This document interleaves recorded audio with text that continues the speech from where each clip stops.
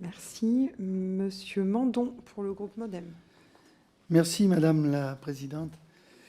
Aussi consensuelle qu'attendue, la proposition de loi que nous examinons ce matin, à l'heureuse initiative de notre collègue Patrick Vignal, est une bonne nouvelle, à la fois pour nos territoires et leurs habitants attachés au lien social et à la cohésion, mais aussi pour les structures et les professionnels concernés. Il s'agit de fixer en effet un cadre légal, des objectifs et des modalités d'action à la médiation sociale au travers de la reconnaissance officielle de ces métiers. À l'origine, elle était conçue comme un support à l'insertion professionnelle des jeunes, et très franchement, que de scepticisme à l'époque sur leur utilité.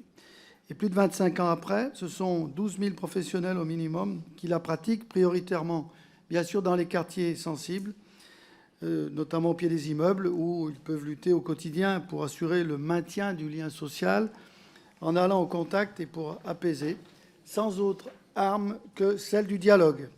En travaillant en réseau, souvent en amont des autres secteurs, toujours dans la co-construction, ils œuvrent au maintien du lien social, à l'accompagnement des publics les plus fragiles, et ils contribuent à prévenir et à gérer les conflits inhérents à la vie quotidienne. Devenue un outil indispensable, la médiation est aujourd'hui présente dans de nombreux espaces d'intervention, tels que les points d'information des services publics, les transports publics, les commissariats, etc., les établissements scolaires.